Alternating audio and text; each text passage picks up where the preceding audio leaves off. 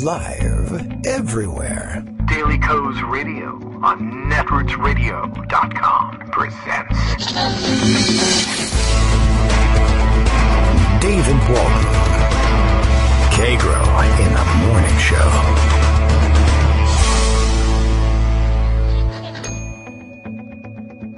Now, here's David Waldman.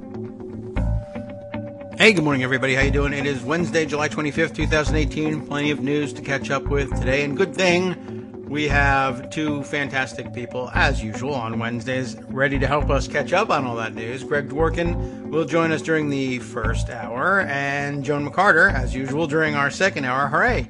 It is Wednesday. It's like taking a day off, except I can't stop talking.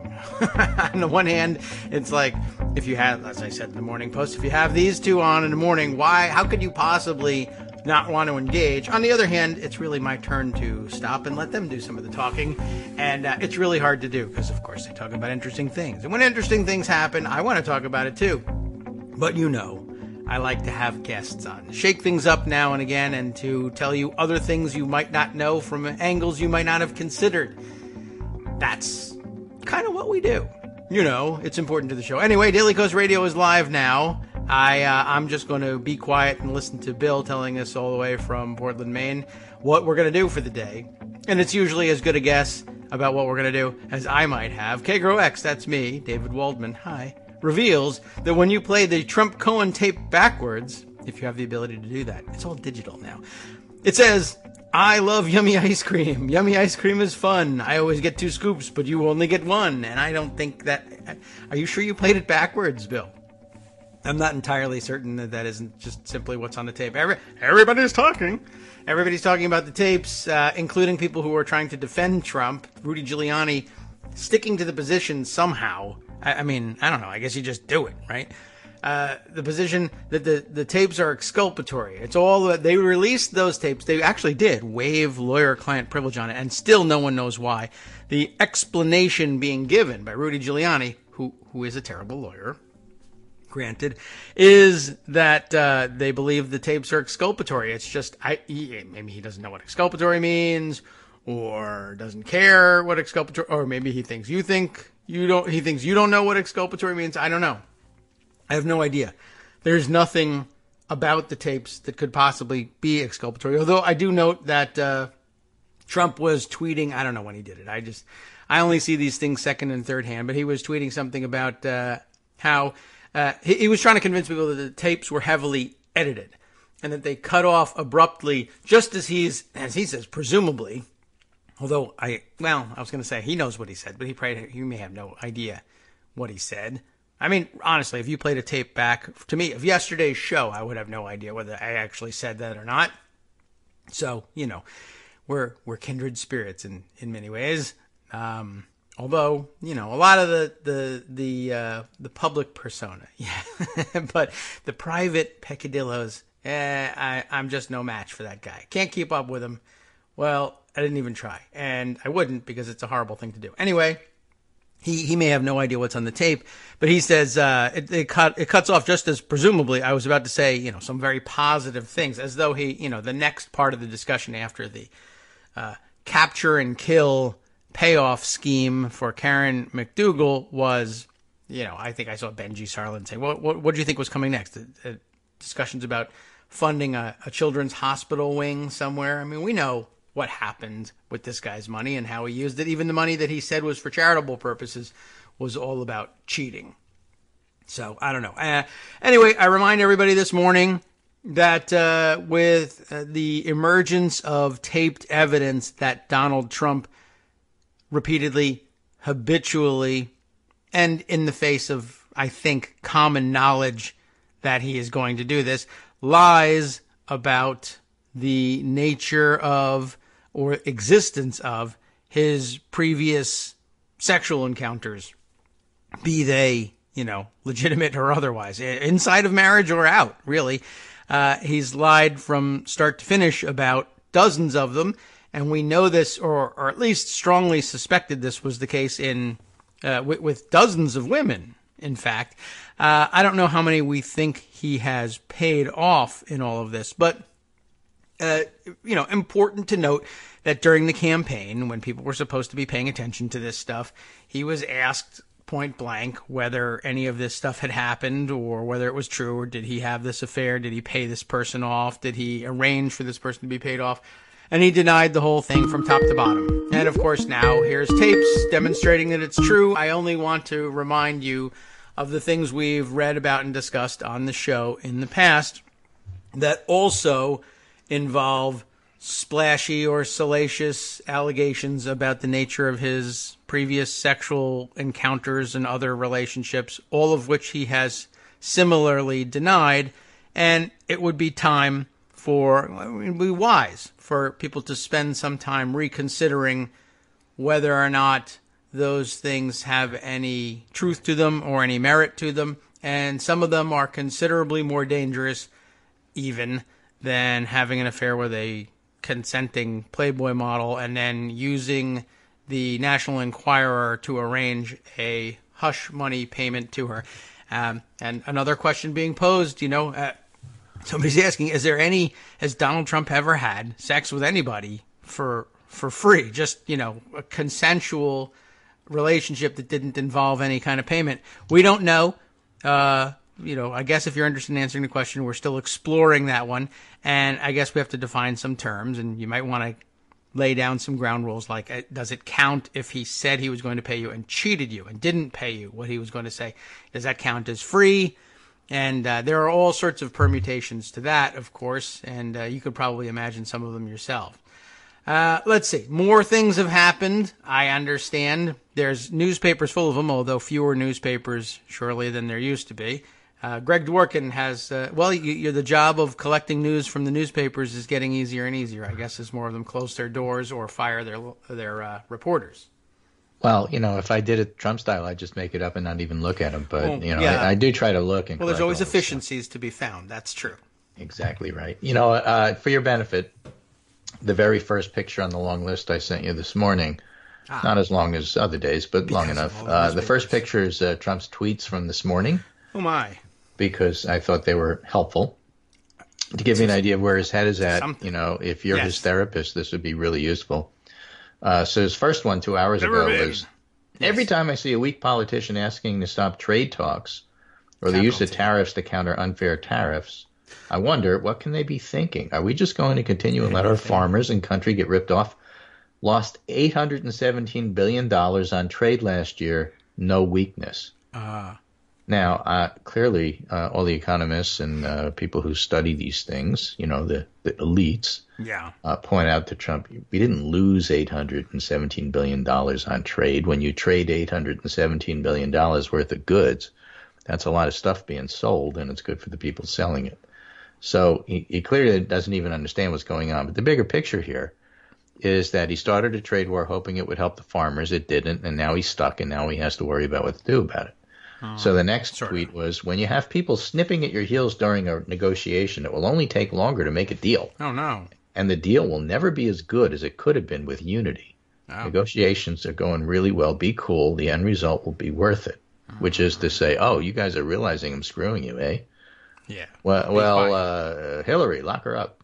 Yeah, I guess so. I mean, making a deal with people snipping at your heels is what presidents do. But he thought it wouldn't happen. He would have unity because everyone, I want to be able to negotiate with Putin or somebody like that, just like one-on-one. I hate when all these other messy things like the newspapers and parliaments and Congress get in my way. Yeah. Whatever, dude. Okay. China is targeting our farmers, he says, which is true. Okay. Look out, farmers. They targeted his farmers because they're his voters, and they would like to send a message that his voters are like really dumb in supporting this guy. China is targeting our farmers, who they know I love and respect. That's why he goes out and farms every weekend. Oh, wait, golf. Well, same thing, right? I mean, Right. He cuts down grass with a swing. Right. China is targeting our farmers, who they know I love and respect, as a way of getting me to continue allowing them to take advantage of the U.S. They're being vicious in what will be their failed attempt. We were being nice until now. China made $517 billion on us last year. That's money he would like to have. What kind of a lawyer would tape a client? He then changes tack here. Yes. The kind of lawyer that would have you as a client. Right. So sad. Is this a first? Never heard of before? Why was the tape so abruptly terminated while I was presumably saying positive things? I hear there are other clients and many reporters that are taped. Can this be so? Too bad. Yeah. Well, you know, the funny thing is that he did talk a little bit on the tape about this impacting the election, which is a big deal. And the other thing is that this is all about paying money to a woman he had an affair with not to talk about it. Yes. But I wonder if the other tapes are, you know, him paying a woman to have sex with him because nobody else would without the money. Maybe. We don't know. We don't know because we don't have it. We'll have to see. Right? I like the line about it. Why was it abruptly terminated? And then he tells us what terminated means. Cut. Yeah. While I was presumably saying positive things. I mean, either you were or you weren't, for one thing. But I certainly don't. Does anybody presume he was saying positive things? If he knows he said positive things, just say it. Presume. Well, yeah, we'll have a few more things to say about that. Weird construction. And then he flips to the last thing he tweeted about this morning. Congratulations to Brian Kemp on your very big win in Georgia last night. Brian Kemp was the Trump-endorsed nutcase that won the Republican Georgia governor primary. Gubernatorial primary. Right. Wow, 69-30. Those are big numbers. Now go win against the open border, crime-loving opponent that the Democrats have given you. She's weak on vets, the military, and the Second Amendment. It is pretty funny. I mean, you have to read that and say, you know. It's on the plus side, they are delicious cookies that come from this cookie cutter. They're fantastic. Exactly. Oh my God! Thank you so much for your win. Now go and win against this family-destroying commie, you know, gun-hating. That would be creative and new and interesting, at least. God-unfearing, radical. You know, whatever. You know, it's just it's funny that it doesn't even matter. Literally the same words. But he has the best words, as you know. Campaign. And he just brings them together, you know, to fit whatever candidate he wants. That is right. So, you know, that also is, you know, all of these are kind of interesting because you could riff off each one of these tweets. You could talk about the Stacey Abrams win in the Democratic side. Okay. And that will be the gubernatorial race. And Dave Weigel has some really interesting observations here. He was looking at the closing message on YouTube by the D and the R candidates in Georgia, he writes. And he kind of says it all about the current mood of the party. All right. The Democrat, Stacey Abrams, talks about Medicaid expansion, taxes, mass transportation, and how she can help Georgia voters. It's not enough. And the Republican talks about personal faith, gun rights, standing for national anthem, saying Merry Christmas, big trucks, border security, and how I'm a politically incorrect conservative. Cool. Excuse me, how I'm a politically incorrect Trump-loving conservative. Oh, yes. Quite.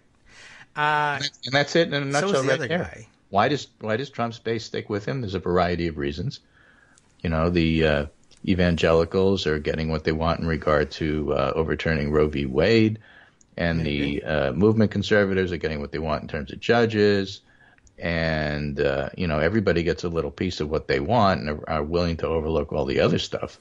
But when it comes down to it, the vast majority of the base sticks with him because the racists are getting the champion they want. So, you know, you get to have the standing for the national. I stand for the national anthem. And if you don't like it, too bad for you. I'm not your guy. Otherwise, vote for me. I'll be the next governor. So that's basically his ad. Cool. And it pretty much describes the two parties. One is trying to govern, and the other one is trying to rile up the racists to make sure that you understand that he's on your side, whatever that side is.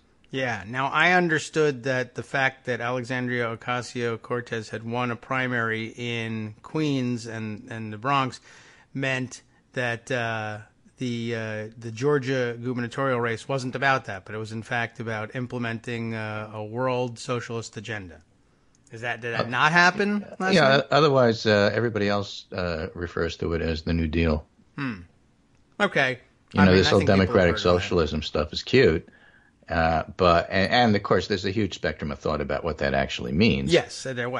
People have been opining on it, and I think quite astutely in the last few days and, well, since forever. But for a lot of people, it just means, okay, going back to the New Deal. Fine. Yeah, except I'm for there. everybody. I'm with that. I'm a FDR Democrat. I'm okay with that. Yep.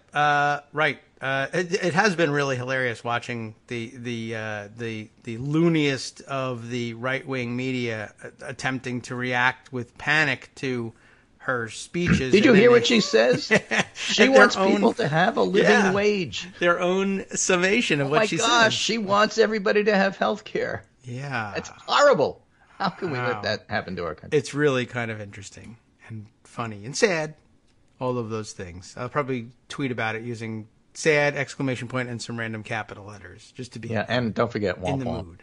Womp womp. Oh, you need womp womp. Yes. Oh, I should never leave that behind. Never leave. In fact, I think nowadays, thanks to Corey Lewandowski, it actually fits everything. Yeah. There's nothing the sad trombone doesn't fit. So we're all happy about that. Never let it be said he made no contributions to society.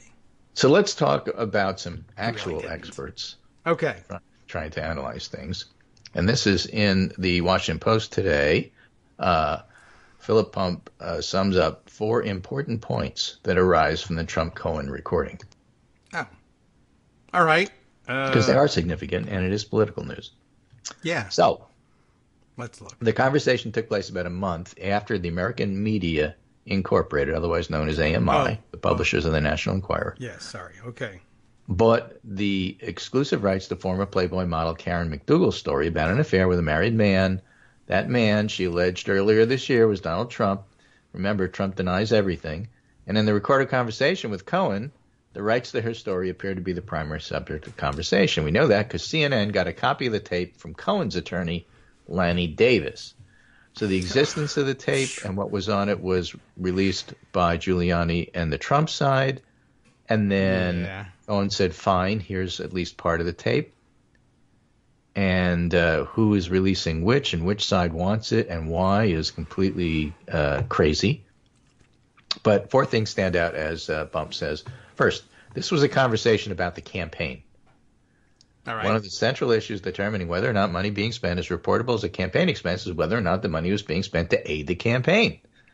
Yes. And here it's clear, Cohen and Trump are speaking primarily about the campaign and its impact, so it's campaign stuff, and that's where campaign finance law and whether that's violated or not comes up. Number 2, Cohen appears to be an agent of the campaign. Yes. When Cohen spent the $130,000 on keeping adult film actor Stormy Daniels quiet about her affair, a separate affair, he paid with his own money. The ramifications of spending money are different if somebody is or isn't acting on behalf of the campaign. Were you a random guy, the payment falls in one category under federal election law, but in February, Lawrence Noble, the general counsel for the Federal Election Commission, told the FEC, told Washington Post that such a payment from an agent is illegal. Oh. So if he's acting as a campaign and playing with money, then that's campaign finance law issues. Okay, that's number 2. Number 3, how and when Cohen and AMI spoke about the McDougal payment becomes more interesting because it's when he learned about it, and then why wasn't the money paid? Was he cheating again? Wow. Okay. Well, he talks about opening up a company specifically for the transfer of the money. That was essentially done. It was a place called Essential Consultants, one of those, shell companies. But this is about the McDougal payment? Yeah.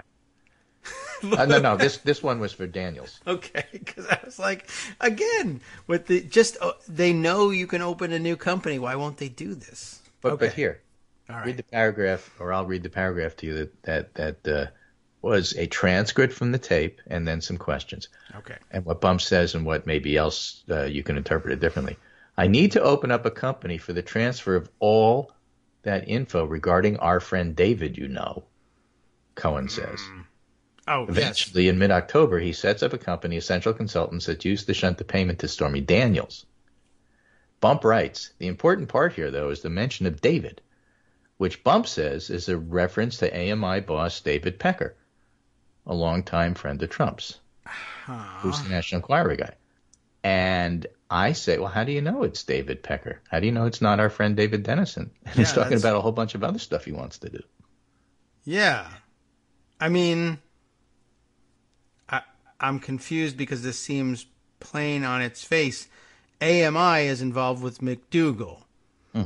And the Essential Consultants company... That Stormy Daniels has got nothing to do with McDougal as far as I know. But the point is that Cohen is willing to set up shell companies to hide stuff.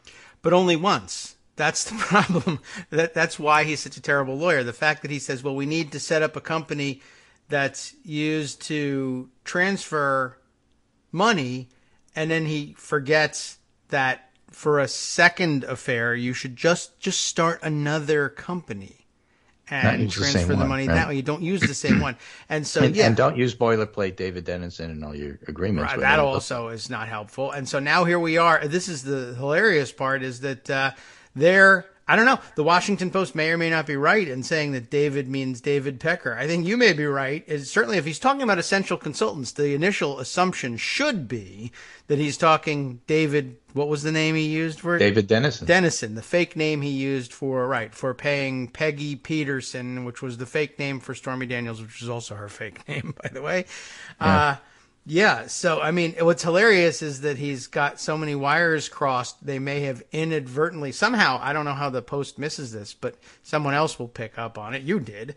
They accidentally crossed the wires on another scandal that's still pending. That's amazing. Well, and then they're talking about the reason why they are still concerned about it, because according to the timing, AMI and David Pecker and National Enquirer have already bought the story from McDougal and are sitting on it to kill it. Right. Catch and kill, as they say in the biz. And then what the discussion is, well, that may not be good enough, because what happens if David Pecker dies? What if he gets hit by a truck in the next week or two, and then the story comes out before the election? Falls out of the window of an apartment and gets poisoned by Novichok or polonium or something. I mean, these things happen. Right. But so it's funny. Clearly, people. They are talking about David Pecker then, and forgetting that Essential Consultants was set up to help David Dingleberg or whatever his name. I can't remember. Dennison. Digler.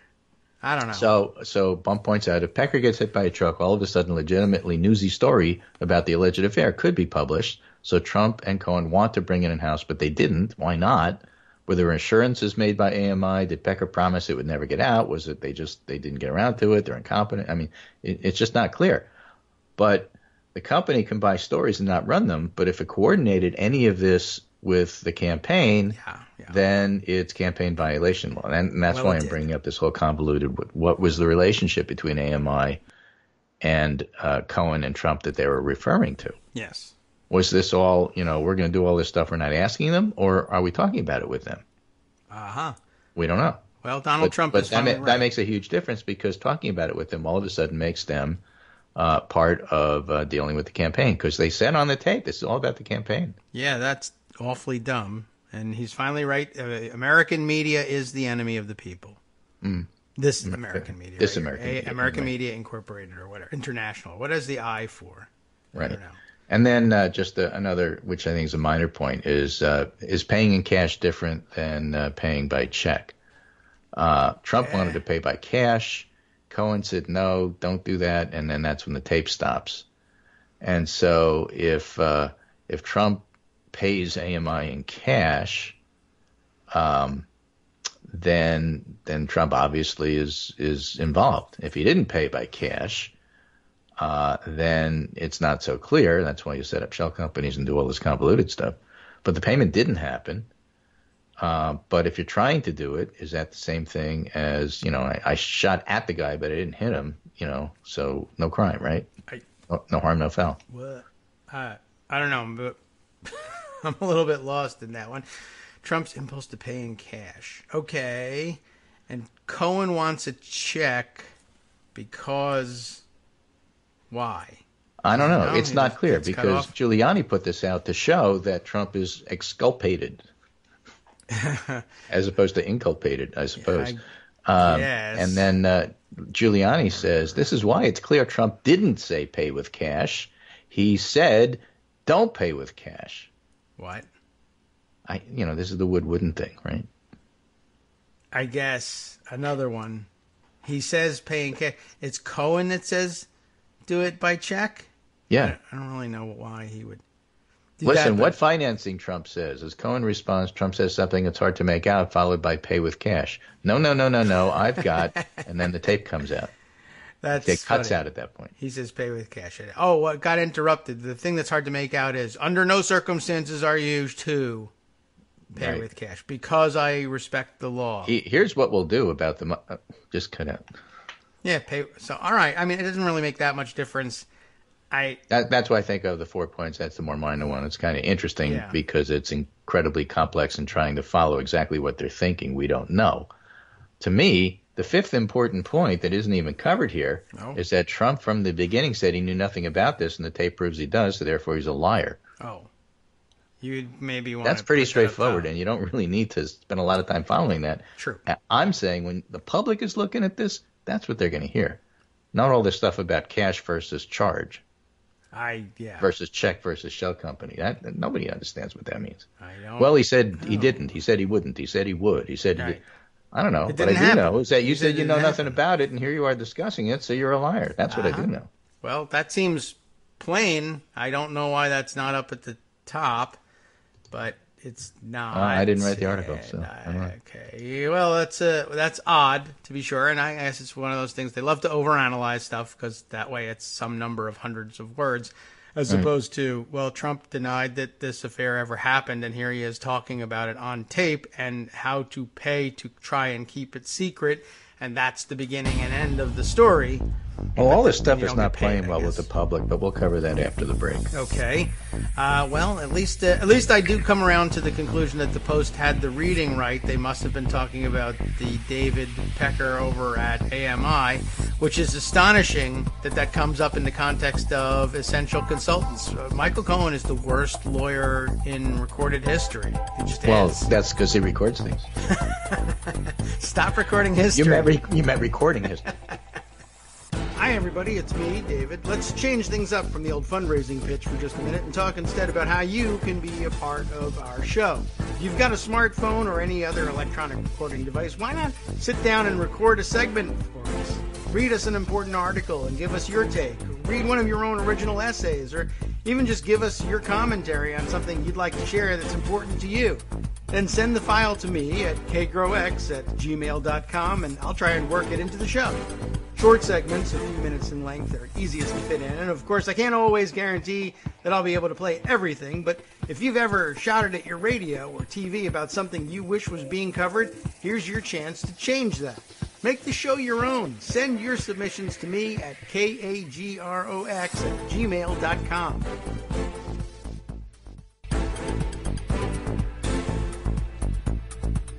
Welcome back now to the Kagro in the Morning Show here on Netroots Radio. And, amazing developments in the Cohen-Trump tapes, certainly. Kate Sherrill sharing the tweet, by the way, of Susan Simpson, who, reiterating the point, just says the most important line in Susan Simpson's view here is all you've got to do is delay for. Apparently there's this is the exchange between Trump and Cohen.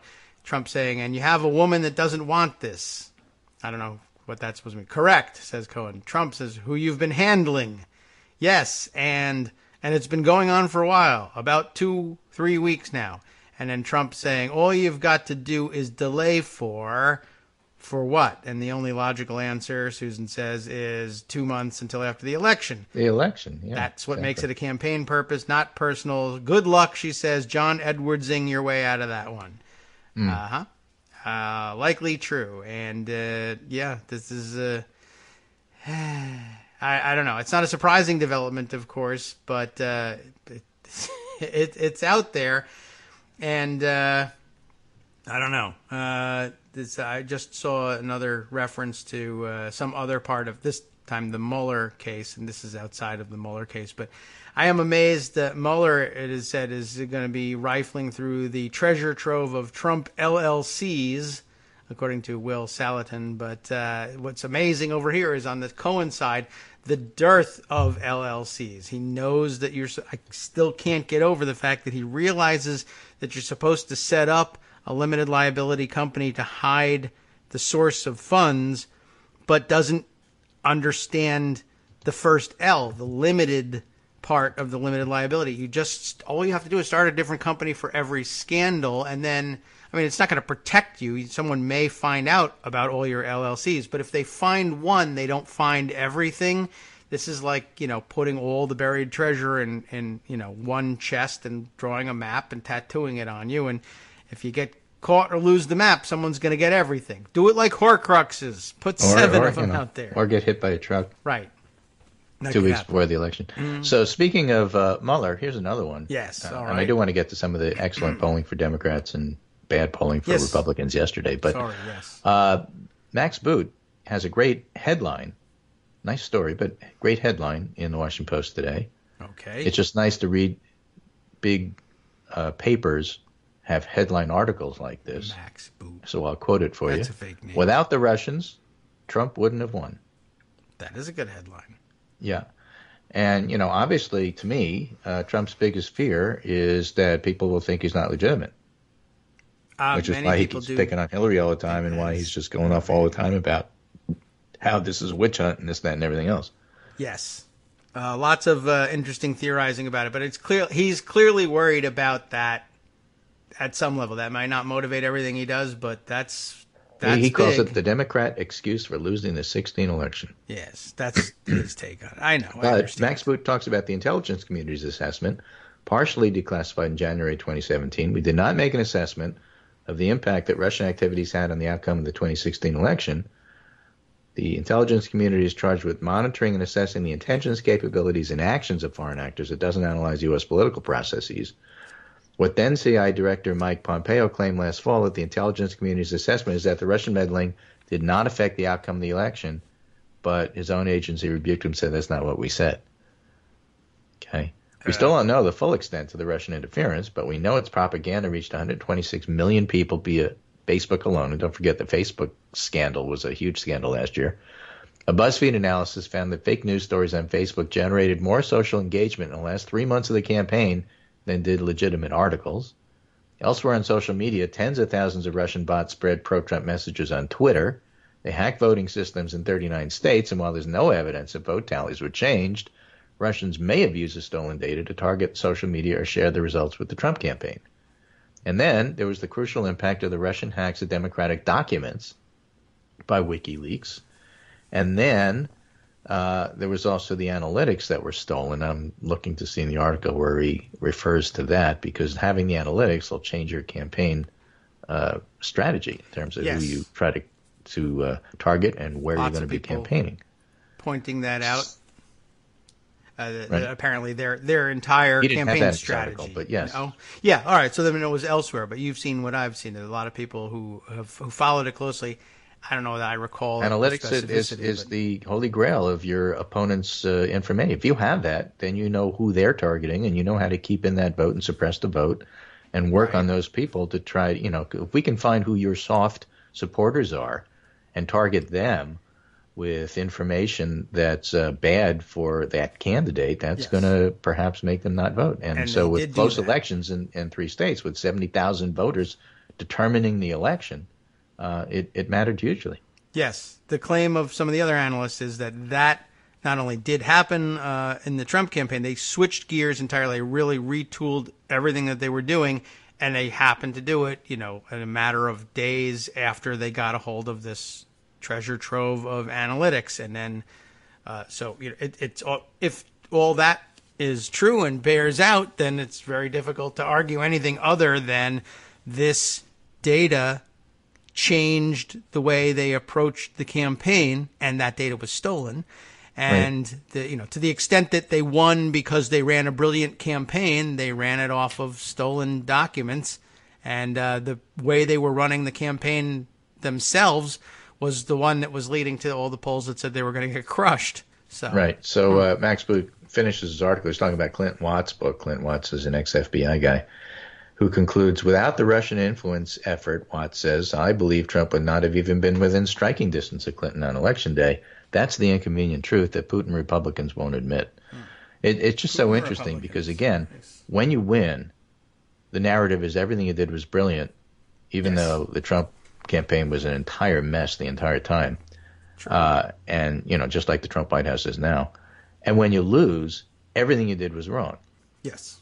And it's just always an interesting thought experiment that nobody's interested in doing. But had Clinton won, all of a sudden, a lot of her decisions would have looked a lot smarter. Yes. You said as much during the course of the election, and when the criticism was rolling in, that, if she wins, this will look a lot more like genius. Yeah, and if she loses, not so much. Look like but idiocy. The whole idea that Trump really didn't win on his own is something he knows, and that's why he argues about it all the time, just virtually every day. Yes. In one form or another. So I think all of that's kind of interesting. Now, this is not something you can argue about with, Trump supporters, but the fact is still there that in the end, what Mueller may show is that a lot of the way that Trump wound up winning the election wasn't so legit, and that is, his biggest worry. Meanwhile, all right, that's 2016. We're looking ahead to 2018. And there's a raft of polling, a whole bunch of polls. I have summarized in the Pundit Roundup today. Let's start with Kyle Condict over at Crystal Ball. The House tilts towards the Democrats. Big picture factors help minority party. Battle far from over, but 17 ratings changes yesterday in favor of Democrats. Ratings change is like the last thing that happens. Get a sense of what's going on the ground, talk to voters, look at how much money people are raising, see where they're campaigning, then look at the polls, which follows that, and then look at the ratings, which follows the polls. So ratings are always last. And for the first time, the crystal ball is giving Democrats a more than 50% chance of winning the House. G. Elliott Morris's model's up to like 72% at this point. So we had that. We have a Monmouth poll in the newly redistricted Pennsylvania 17. Remember, that's Connor Lamb's district. Yes. He won his last race, but then this redistricting. So he was put in a race with another incumbent. That happens on occasion. Yeah. Is 17 his current district or the one he's running in now? 17 is the new one he's about to run in that is different. And so he's running against Keith Rothfuss, who is a incumbent GOP. And because of the special election, Connor Lamb is an incumbent Democrat. And it was expected to be a toss-up. And Monmouth poll out yesterday shows Lamb beating Rothfuss 51-39. This is a district, this is an area that voted for Trump by 49-47. All right. So that's also pretty good news. Latino Decisions had their generic ballot out in 61 key House races. So they were looking at competitive CDs. Yes. Congressional districts and not certificates of money deposit. market funds there. Good. Okay. There are no competitive ones. Except, for the corrupt ones. So the new poll from Latino Decisions has the Democrats up 13 points on the generic ballot in 61 key House races. Okay. And then there's the Quinnipiac poll. Quinnipiac poll came out yesterday, conducted entirely after Helsinki, which was different than the NBC Wall Street Journal poll, which was half before and half after. And Trump's job rating is at 38. That seems low. It is low. I mean, not for me. I think it's zero. As Dave Weigel points out, the new Quinnipiac poll has support for the Mueller probe bumping up to the highest level since March. Oh, all right. Okay. Trump approval was 38. 73% say Russia was successful at the Helsinki summit. 51% say Trump has weakened the U.S. 35% strengthened it. 78% say Trump should defend NATO allies. Putin has 72% unfavorability and 63% unfavorability in the GOP. And just 27% are proud Trump is president. That's his core. Yeah. I mean, you really look at core. And you say, well, how, are the people that you could peel away from Trump support? Yeah, the 27% are lost. Forget it. You will never get them back. They're crazy. Tom Nichols had a dialogue with a couple of them when he gave his speech or he's part of a panel at Harvard. Wow. And these two Trumpsters came up after him, and he said, I have to tell you a separate story because it reminded me a lot of Barney Frank. How can you compare conservative Tom Nichols, never Trumper, to Barney Frank? Because he's trying to have a discussion with these two Trump women, and they keep telling him all these facts, and he keeps saying, but what you just said isn't true. But that's not true. It's not fact. I can't have a discussion with you if you don't, yeah, well, it's so much better than that abomination before him, yada, yada, yada. And he said, look, Are you calling us ignorant? I said, yeah, well, you are, because you can't really have a discussion with people who don't understand what facts are. And his message from relating that tale was that the core Trump supporters just don't even bother. You can't have a discussion with them when you don't even agree on the same use of words. Oh, right. Right. But the difference between 27% who think they're proud of Trump being president and the 38% who support him, that's that 11-point group is swayable, and it was higher than 38. Some of those folks have simply left the Republican Party and they've become independents. Yeah. So, there is work to be done there. I say it reminds me of Barney Frank, because Barney Frank had a famous, you can find this on YouTube. Barney Frank is trying to have a discussion at a town hall. I think he's trying not to, but all right, yeah. And a woman stands up and starts railing about something or other, and he's trying to have a discussion with her, and she's got her talking points. And Barney Frank had very little patience with stuff like that. Yeah. And he just said, ma'am, I can't have a discussion with you. Talking with you is like talking to a table. Right. Bringing a table into a political discussion is never good. Yeah. Well, there's a law about that, right? Yeah. Wayfair's law. I mean, if you wind up eventually, sooner or later, in a political discussion, it's going to devolve to talking about tables. Somehow, I guess it could be. Anyway, or things that are on tables, off tables. You're under the table. You're talking to a table. It's all stuff. But you cannot have a rational discussion with people who just simply have their own set of facts. But we're not talking about those people. We never have been. We're talking about the much smaller slice who are persuadable, according to this Quinnipiac poll. They're being persuaded that things are pretty bad for the Republican Party. And then Josh Krasauer adds 2 new House polls out today. One was a Dem internal and one was a reputable independent survey, the Monmouth one for Pennsylvania. But the other one is Mike Hoffman in suburban Denver. A Republican incumbent is down 2 points. Okay. Krasauer's conclusion from all of that, taking all of those polls together and seeing what's going on in general in the environment, the politically incorrect conservative versus I'm trying to work for my constituents and make life better for them, that Republican governor contrast between their dueling ads. Krasauer concludes the D wave is real and it's growing. Oh. All right. Well. Good. I add that to the fact that Democrats are raising a ton of money. Yes. Those things. And Jonathan Bernstein, political scientist, reminds us the overwhelming important public opinion fact about Trump is he's very unpopular by historical standards. The media is not doing their job if they don't make that clear. And Nate Silver added a point which I think hasn't been emphasized enough. Silver says, I'm old enough to remember like 2 years ago when the fashion was to treat the numbers among independents as the most important part of a poll. Now all you hear about is politicians' ratings within their own party. Yeah. And why is that? Who cares about their own party? That's the point. They always have support within their own party. Now, if you're doing it to say the reason Trump isn't lower than 38 is because his party supports him, and you have to have party support collapse if you want to get numbers lower than that, fine. That's a good point. You could make that. But perseverating over the fact that is it 85, 88, or 90% of Republicans that support Trump, who cares? It's everybody else. We've been saying that forever, too. Okay, that is true. You have been on that. Really, I'm done with him. All right, Stuart Rothenberg writing in the roll call. Survey says polling still points to rough numbers for Republicans.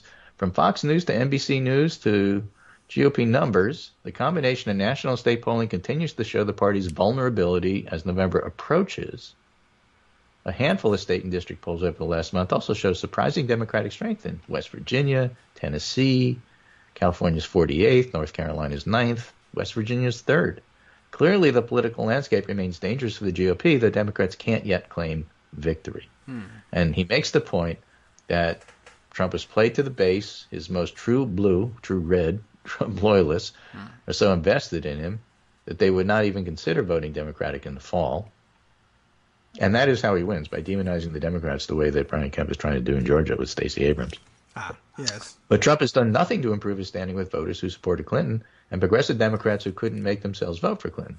So Trump has done nothing to grow the base, and that matters. The other thing that matters is some really interesting stuff from Morning Consult toward the end of the pundit roundup. Democrats' anger may retake the House. Negative emotions, particularly anger, tend to spur voter participation, experts say. 49% of Democrats are angry about the midterms compared to 28% of GOP voters.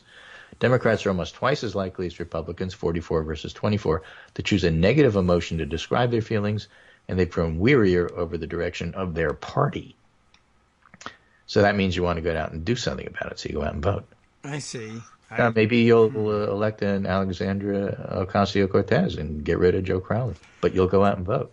And then when November comes, you'll go out and vote, and that's fine. That's how elections. That's what democracy is. Good. Okay. It's just.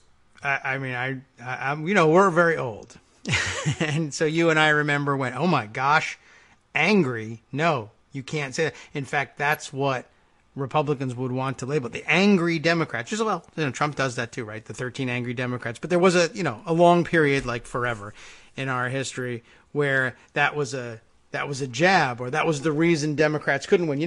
They've got to be more than angry, or Democratic anger was somehow, or at least progressive anger in many cases. And it should be pointed out, I think, the anger of racial minorities. Well, not just that, but also the anger of emotional women who can't be trusted to have the nuclear football in their possession because, they're so unstable. Anger is even if they're now genius. Hip and hot.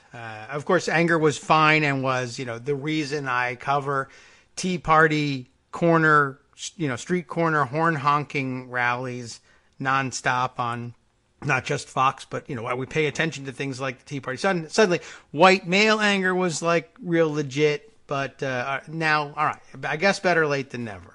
Well, here's the deal, though. Fitch and Hunson's University of Michigan political science guy says anger is an emotion that's strongly correlated with participation. That's true. Okay. Anger is more likely to lead to political participation than emotions such as anxiety or enthusiasm. Oh, right. We have that here somewhere, too. Oh, we do. So we decided to go to this instead. It's always relevant. The study pulled 24 years worth of data from the American National Election Studies and looked at, what emotion mattered the most.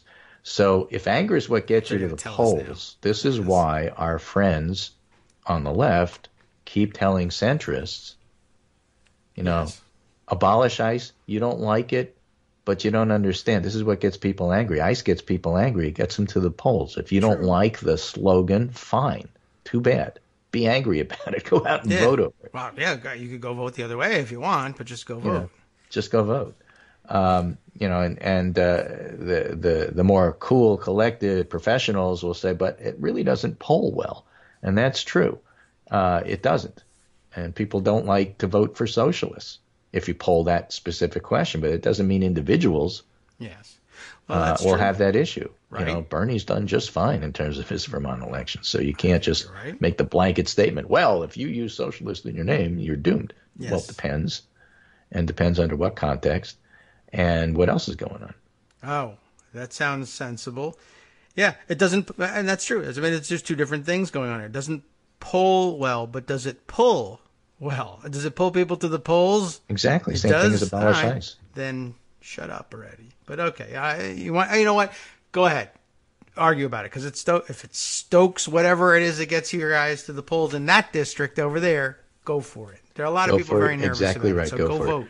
And I'll end this polling segment here with an observation from Sean Trendy from Real Clear Politics, who says, I think we're probably back to considering Democrats no worse than 50-50 to take the Senate.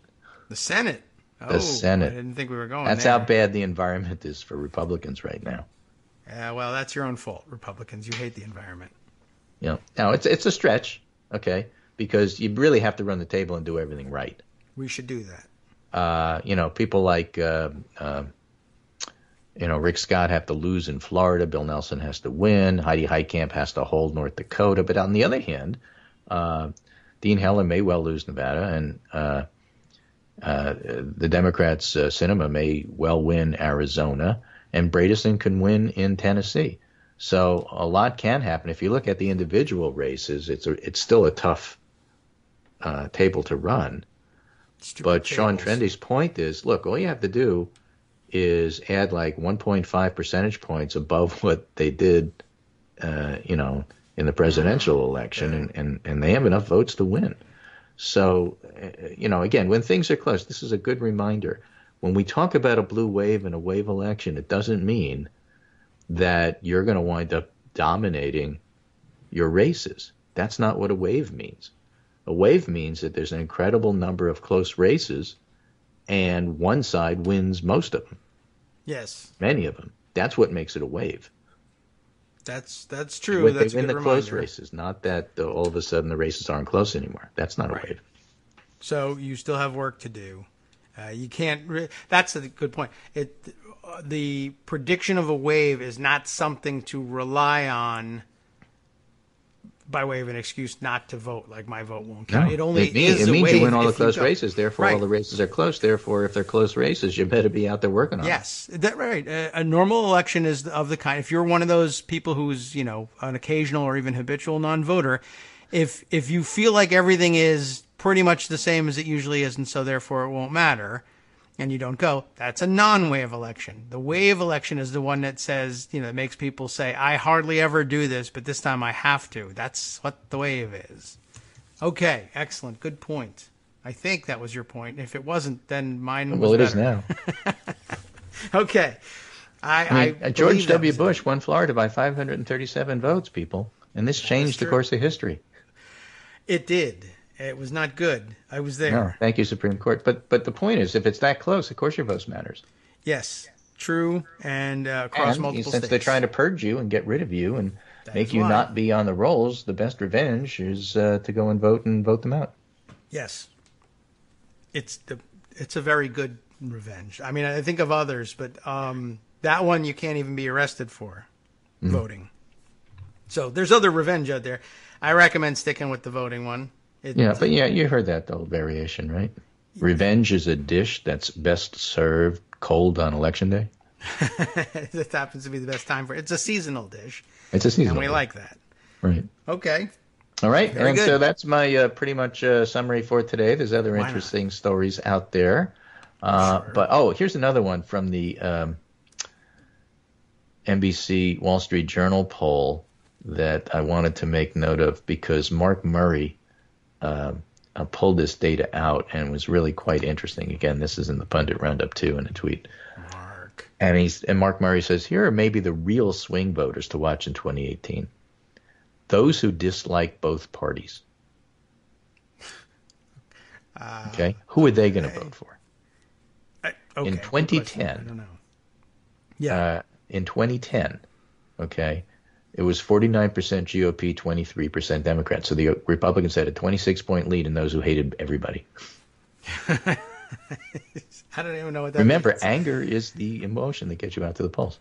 In 2014, 51% GOP, 24% Democrat. So the R's had a 27-point lead. Okay. Okay.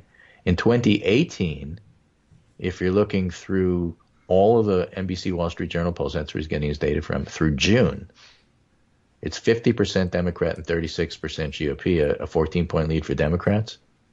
Okay.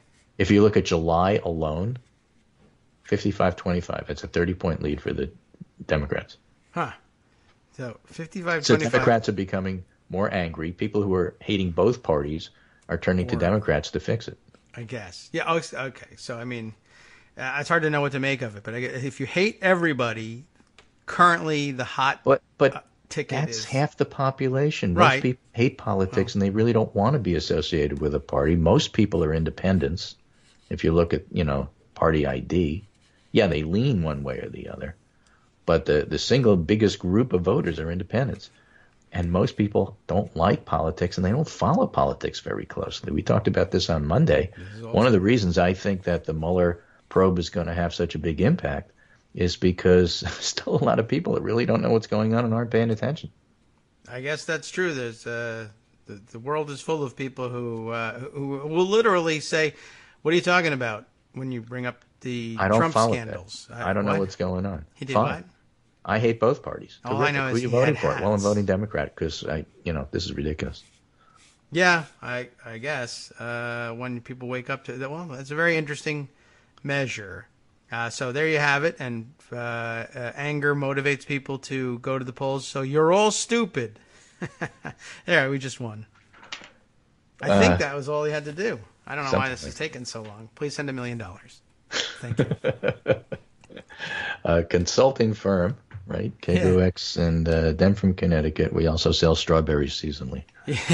Yes, because it's important. Goes with the revenge. And it I helps need to pay write the a bills book in about non-election season. my demographics. Take care. A bit of an extended segment today, yes, but I'll be back tomorrow. And all the polling more. stuff's in the Pundit Roundup. It's a good read for today. And is Joan coming later? I hope so, because say hi. I'm tired. I will. Yes, I'll do that. I'm sure she is. She always brings a level of finesse-manship to the show that we need. Take care, and I'll talk to you tomorrow. All right, very good. Thanks, Greg.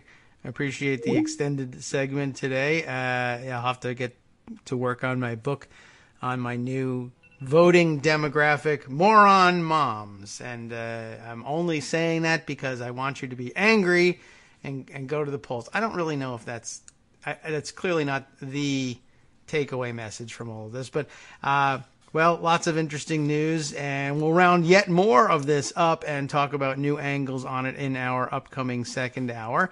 We'll take another one of our patented breaks. I have no patent on these breaks.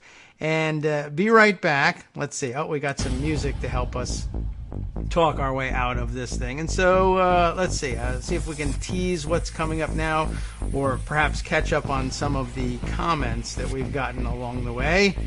Joan McCarter, for one, says hi back to you, Greg, which means she's listening, and at least we know she's on the line. Not quite yet, not actually on the line, but ready to talk. We'll take our time getting around to that one. No rush, Joan, but we don't know what we're doing, and we need you to help save us. Thank you. Bye.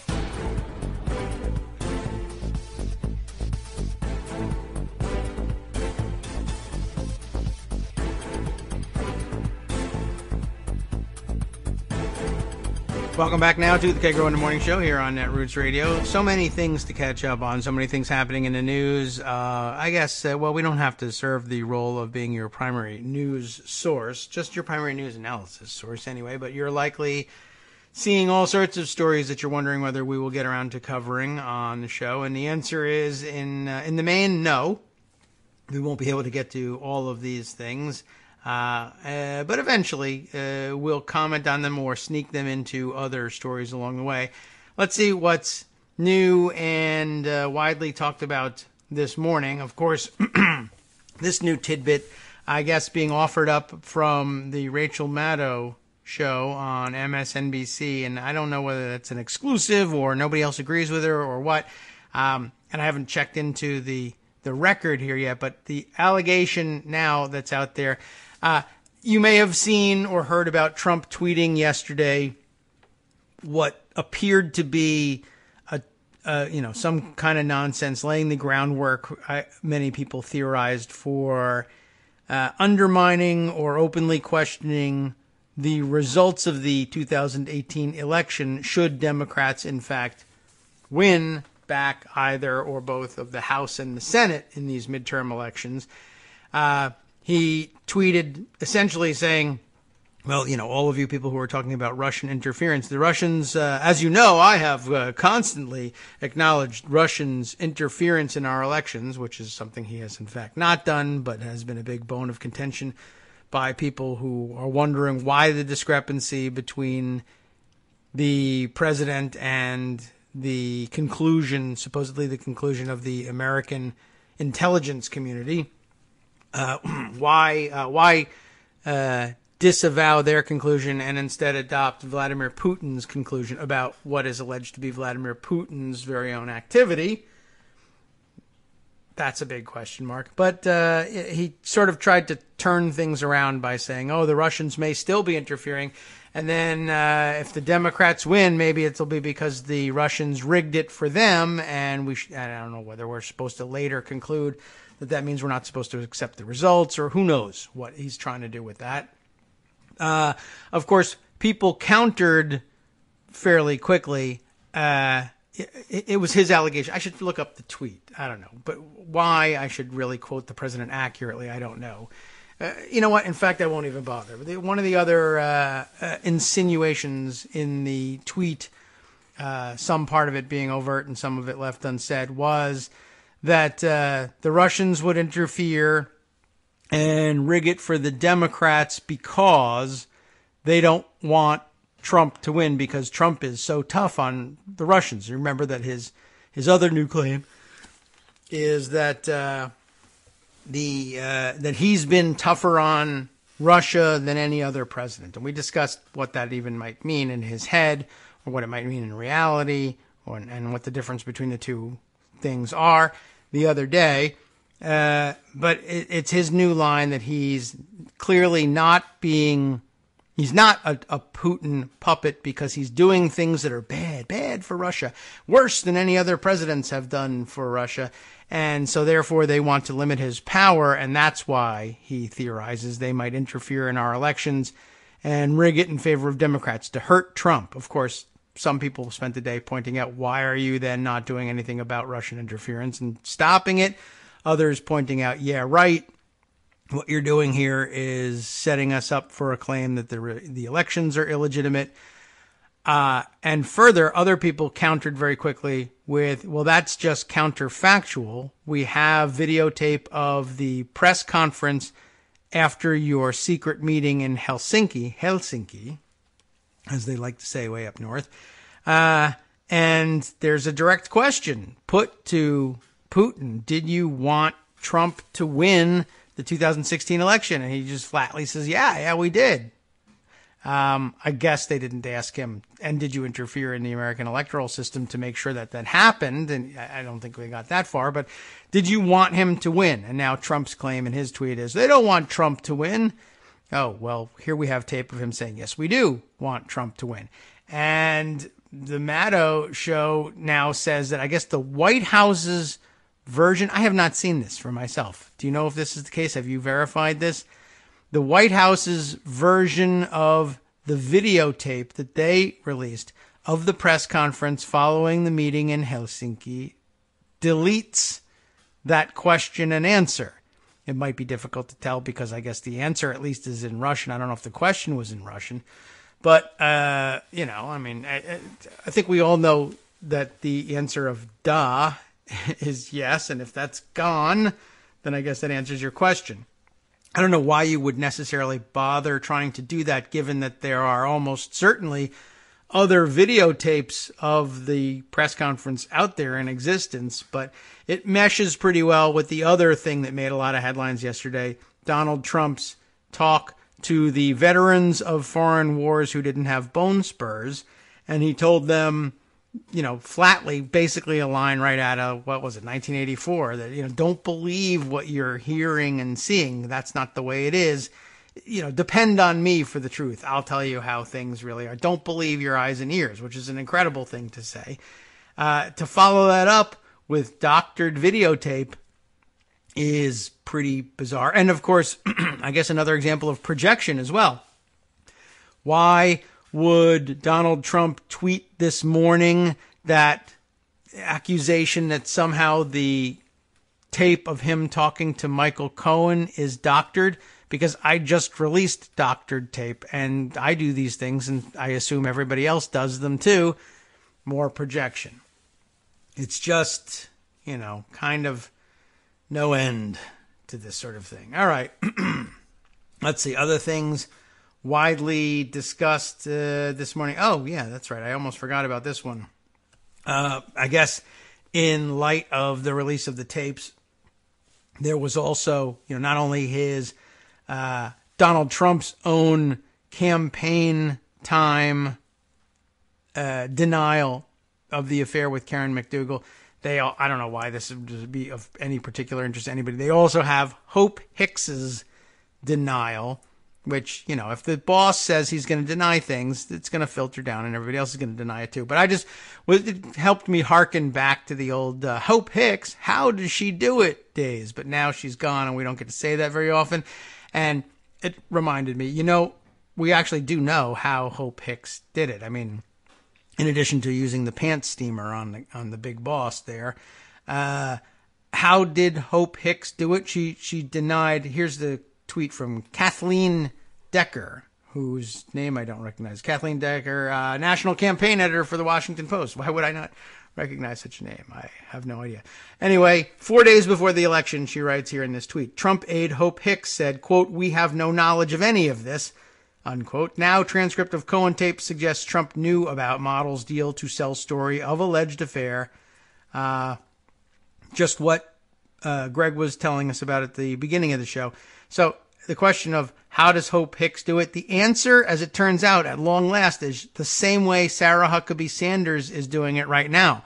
She just lied to the press. The big thing that I think impressed people, you remember all of that? Hope Hicks, how did she do it? Not when I used to say that, but the people in the press used to be impressed with the speed with which she would respond to inquiries, and that was taken for accessibility, which I guess the Access Press would consider that to be accessibility, right? I need copy for press time. Give it to me. Even if it's a lie, I'm happy because I've got it and I can print it. And in those days, they were apparently very happy to print those lies. It's interesting, though. What's the big difference between the way Hope Hicks did it and Sarah Huckabee Sanders did it? Sarah Huckabee Sanders sometimes delays having to go out there and offer those lies, whereas Hope Hicks offered them enthusiastically and quickly.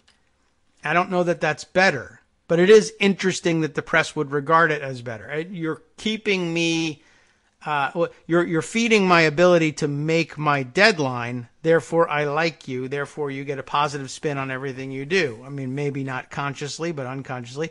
And, I guess that's to be expected. It's not good, but it's to be expected. I guess the other possibility is, I don't know, Hope Hicks was a more pleasant person, perhaps personally, than Sarah Huckabee Sanders appears to be. I don't know, maybe they were influenced by their looks. They like the stylish look of Hope Hicks, and they don't like Sarah. I don't know what it is that they're picking on exactly. I mean, Sarah Huckabee Sanders is a bit of a sourpuss, and Hope Hicks, I guess, was, breezy and friendly, but they both lied, and that's the point. To a media that is concerned about drilling down and finding the truth, they should have regarded both as inveterate liars and therefore untrustworthy, and not someone about whom they should be saying, wow, how did she do it? But somehow Sarah Huckabee Sanders has not gotten that treatment, and I'm just curious about why that might be. I don't know what I'll do with it once I find out. It's just there.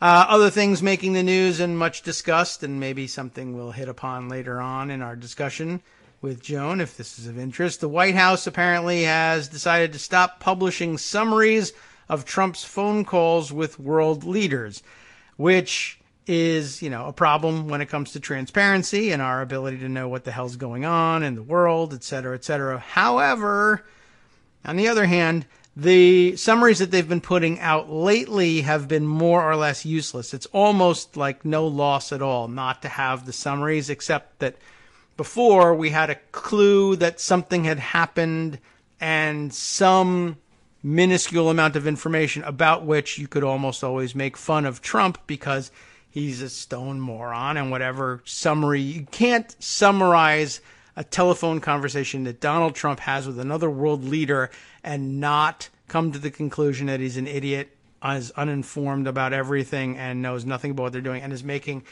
gaffe after gaffe in the discussion. So, from a public relations perspective, great decision for the White House.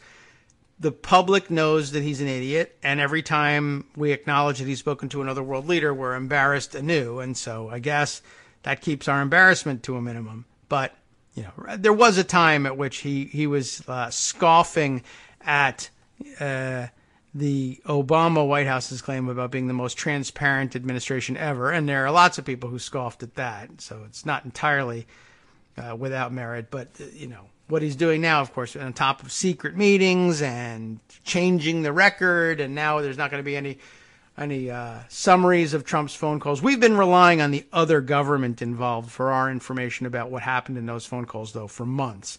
So in that sense, it's not really that much different from what's happening. Another big topic of discussion yesterday and into today. Trump's insistence that, one, his trade war is going great, and two, farmers are going to benefit from it more than anybody. However, there might be some temporary bumpy spots here. And now the promise of $12 billion in what amounts to trade adjustment assistance, as they used to call it. When Democrats wanted to use it, it was a terrible thing. But essentially, I don't know exactly what the details of it are. And it doesn't matter, because my position on this is his promise of $12 billion in relief for American farmers is vaporware. It doesn't exist. There is no $12 billion. There are ways you can get your hands on some portion of that. And I'm sure a competent president who wanted to do it probably could engineer a way of putting together some significant amount of money. I don't know if you could make it all the way to $12 billion, but maybe through, reprogramming of funds or unobligated funds for other things within the Department of Agriculture or other relevant departments that could somehow be funneled to it, or make some sort of promise based on, I don't know what, future appropriations, etc.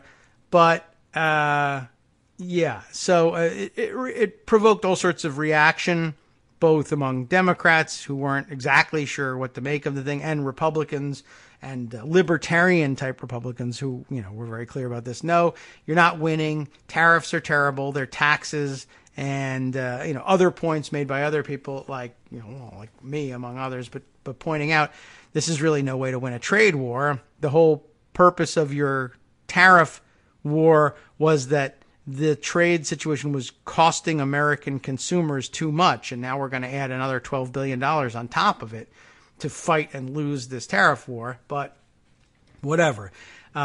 More important, I think, is keep at least filed away in the back of your mind the possibility that there's no $12 billion and that Donald Trump has no intention of delivering the $12 billion, or at least no serious intention now. I think there's a pretty serious possibility that he merely meant to say that was happening so that farmers whom he has heard might feel like they were hurting because of the tariffs would mark mentally the idea that Donald Trump wants to help us.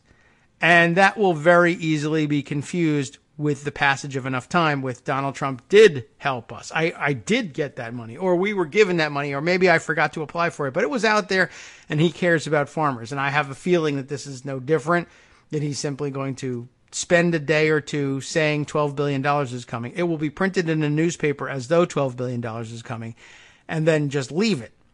And if anybody ever asks any questions, you might say, oh, Democrats in Congress blocked that, whether there's a vote or not.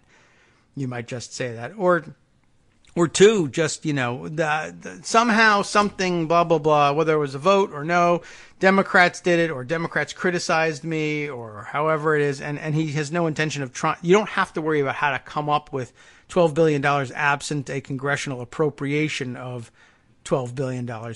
You simply promise it, and then because you can't deliver it, either you can't deliver it without an appropriation, or you don't know how to reprogram funds, or those funds aren't available, or you spent it on a military parade, or whatever the situation is, you just stop talking about it and then say, don't you remember, if someone asks you, you say, don't you remember all those articles about my giving $12 billion to the farmers? Oh, yeah. And 9 out of 10 people who are Trump fans anyway, and that's who he's talking to here, will just record this in their memory as $12 billion having been granted, and it did a lot of good. It was fantastic. Everybody loved it. All right. Well, I think that's more or less, the biggest stories circulating in the news out there yesterday and today. Doors open, of course, as we are 10 minutes away from our next break for beginning the discussions with Joan. Whenever you're ready, again, no rush. And also you don't have to back off on anything. I'm happy to shift the conversation from whatever we're doing to whatever you want to talk about. That's always a good thing. I got a couple other things I know we can talk about on these subjects too. While we're waiting, I know that there's something that might be of interest to you, so I can lay the groundwork. I put aside yesterday a tweet from Dan Frumkin who writes these days, well, all over the place. He's an independent journalist, of course. And you will see him all over the place, just as you used to see him more regularly in the Washington Post. But this was a great piece, and I don't know, did he rank this or he's just pointing to it? It's the American Constitution Society, so I don't know whether he wrote that. He may just be pointing to someone else's work there, but let's see. You know, they may have accepted this as a submission from him. Is this not byline somewhere? Why is that? It feels like there's something over I can't get rid of this overlay here, but I think this might be his byline. Why can't I get rid of this? There's a pop-up in front of my viewing of the headline. There it is. It is his byline, Dan Frumkin's own. So good on you, American Constitution Society, for picking up on this one. Dan Frumkin's article making a very good point, better even than his tweet making the same point. Congress should be concerned that Brett Kavanaugh wants to further restrict its power. Well, it should be, but I think maybe his tweet did say it better. It was this: if Congress had any institutional pride, and remember that the founders of the Constitution actually thought that, how did he put it? Not institutional necessarily, but jealousies among the branches about their powers and prerogatives would keep things in balance. It was necessary to the maintenance of the proper balance of powers among the three branches that each one jealously guard its prerogatives, and Congress is not doing that and hasn't done it for a very long time. And the problem is just, exacerbated now under Donald Trump, who doesn't either know what the rules are or care what the rules are, and somebody has to remind him.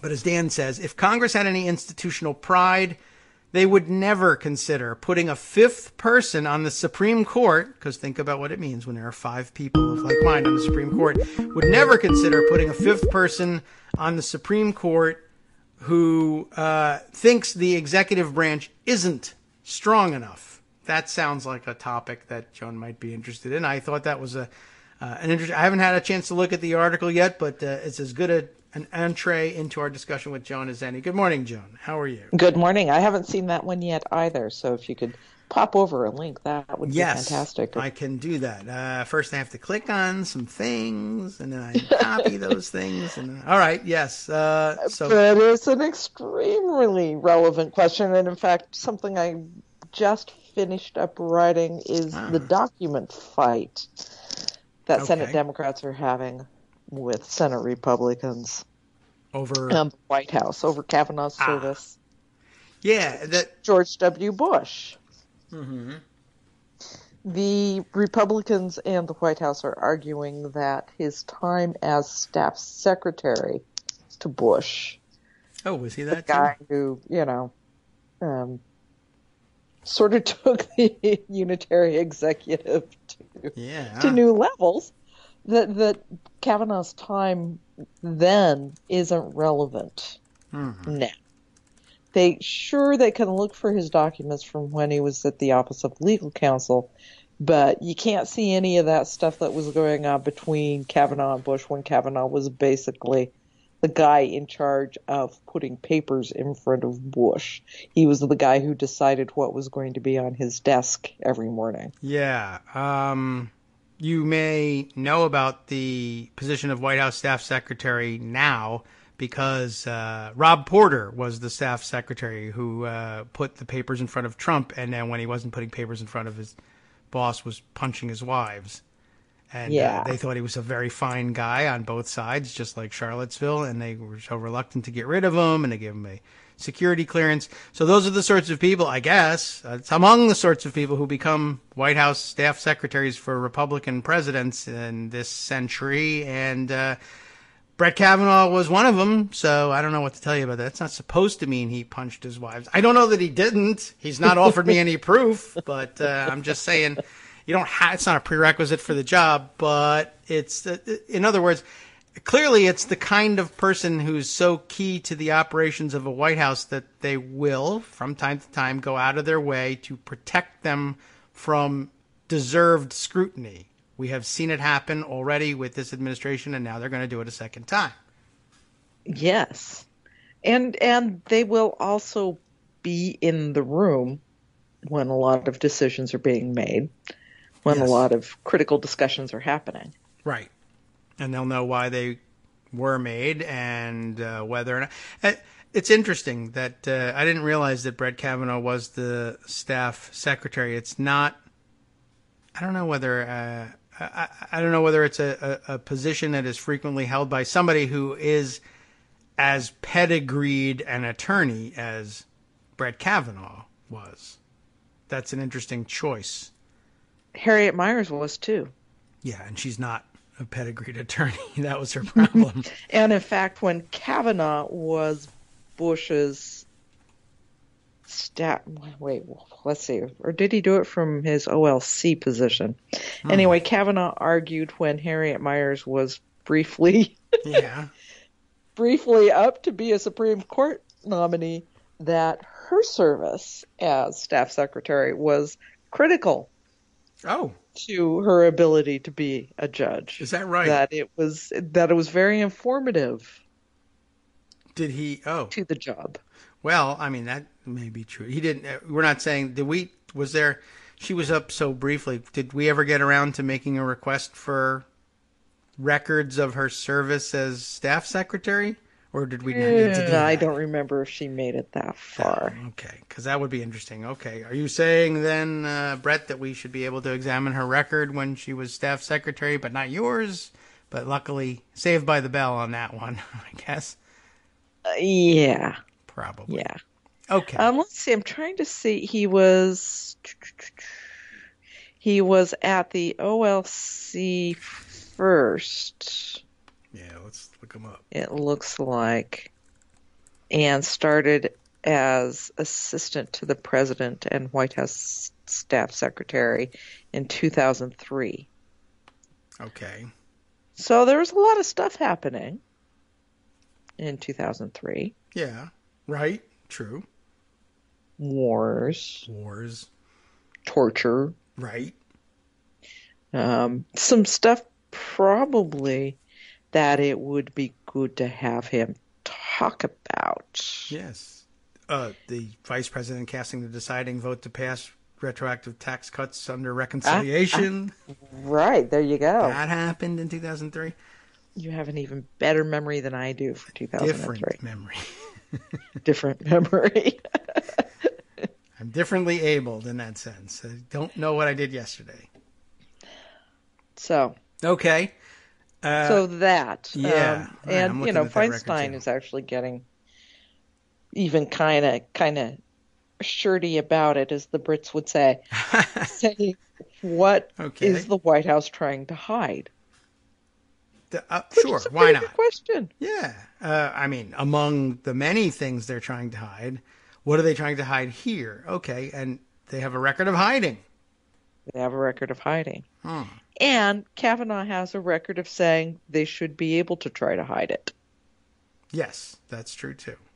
As you were saying before, ceding an awful lot of power of Congress over to the White House.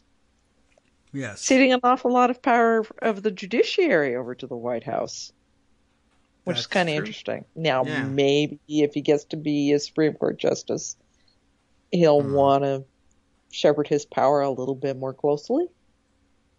I don't know. Seems like it's something they should ask him about, though. Yeah, there's interesting stuff. And more. I'm looking along with you here at the. I don't know. Maybe you didn't have the Wikipedia article on Kavanaugh open to check his chronology, but it is worth noting, as you said, the White House staff secretary is the person who decides what papers get put on the president's desk. And one of the papers, I guess the last paper he put on the president's desk was, I think you should nominate somebody to this open seat on the D.C. Circuit Court of Appeals. And it should be me. He Dick Cheney'd his way into the position from which he now hopes to catapult himself to the Supreme Court. That is interesting, too. That was his next job after being staff secretary. the guy who decides what Court papers. of Appeals. Yeah. What do you know? And how do you get nominated to that? You put a paper in front of the president and ask him to sign it. And my guess is he knew what he was signing, but then again, it is George W. Bush. He was about to sign one for Harriet Myers, and everyone thought he was an idiot for that. So I guess Brett said, I don't think he reads these things. Oh, I miss Harry Reid. Yeah, too bad. All right, well, we have to take another one of our breaks, which is annoying, but, well, that'll give us a chance to gather our thoughts and then throw that all out the window when we come back. Right. All right, excellent. We'll be right back. Hi, it's me, David Waldman, your host for Kagro in the Morning, interrupting this little break to say thanks so much to all of you who are contributing supporters of Kagro in the Morning. Thousands of you are downloading the show each day, but fewer than 1 in 25 regular listeners are donating to help keep us on the air. For the money you'd spend on a single 3-minute iTunes song, we bring you 2 hours of great news and entertainment every day, 5 days a week. Patreon.com, Patreon.com makes it easy. You can find us there by searching KagroX or David Waldman or Kagro in the Morning or even Daily Coast Radio in their search box, and you'll be right where you need to be to make easy, recurring monthly contributions to support our show. Once again, thanks so much for your support.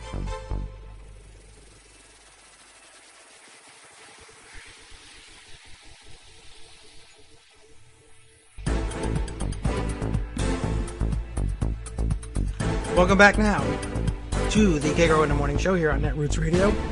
Pardon me while I drown myself quickly with a glass of water, and I can hand the show. If I do drown, I can always just say, Joan, don't bother with the life ring. I don't have any of the buttons. Right. I don't, just talk. I'll just die over here. Don't let the show stop. That's the important part. But you were making a really good point as we left of Brett Kavanaugh going from the job being the guy who puts the papers in front of the president that he sees every morning to the guy who's on the second highest court of the land. Yes. His own nomination to the D.C. Circuit Court of Appeals, which is the direct stepping stone to the Supreme Court. Yeah, that's an amazing thing that he just, happened to deliver that paper that had his name on it for nomination to the second most powerful court in the land. And no doubt he knew that other people would then review that nomination, and they did. But it's an interesting fact. It is sort of an interesting vaulting into power. Yeah, embedding yourself in these places. Previous to that, he'd worked for Ken Starr. Yes. In that investigation, that Starr investigation. Yeah. He clerked for Anthony Kennedy, we knew. And then he worked for Alberto Gonzalez. Yeah. Yeah. Is that the chronology here? I'm taking a look. First the clerking for Kennedy, then the Ken Starr. Then the partnership at Kirkland and Ellis, that couldn't have lasted that long because then immediately he went to work for Bush, for Gonzalez. Well, it's, he's in all the right places, and it was always going to happen for him. There's no doubt he was going to let anybody get in his way. Let's see. Yeah, it's pretty interesting the way that worked out, and I said, you control procedure. First judge job on the D.C. circuit is pretty good. Yes. For him. Right one out of the box. I mean, it's not unprecedented to, make it onto even onto the Supreme Court without having served as a judge. But in modern practice, it's usually not the case. Particularly from such a political position. Yeah. And maybe I'm talking out of my hat here. But, this is a highly, highly politicized guy. Mm-hmm. Yeah, about. He got where he got all through not just partisan politics, but some of the most extreme stuff. Yeah. So it seems like looking at that full record would be worthwhile. McConnell clearly wants to get this done as fast as he can before the election. I don't know if that's going to happen now. He keeps going back and forth saying, we're going to do this before October 1st, canceling August recess in the process. And in fact, he canceled August recess before we knew officially that Kennedy was going to be stepping down. So I think perhaps McConnell had a little bit of a clue that was going to be happening when he made the decision that August wasn't going to happen. That could be. Wouldn't be surprised if they shared that, and I'd be, I'm okay with that. Yeah.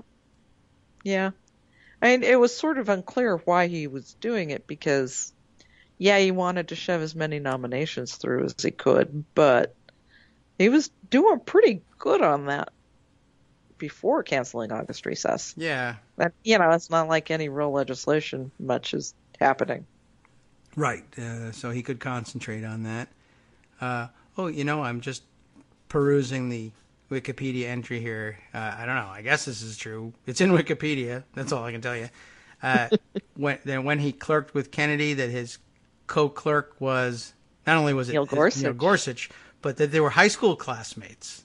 Yeah. That I did not realize. Were they both in Washington or both in Colorado or what? I mean, Gorsuch would have been here because his mom was working in the Reagan administration. I would imagine that it was in D.C. And certainly a higher percentage, easier to understand it as something other than dumb luck if it happened in D.C. But okay. Yeah. It doesn't mean too I'm looking much, up above. Georgetown Preparatory School. Okay. Well, you know how Trump hates the elites. Yeah.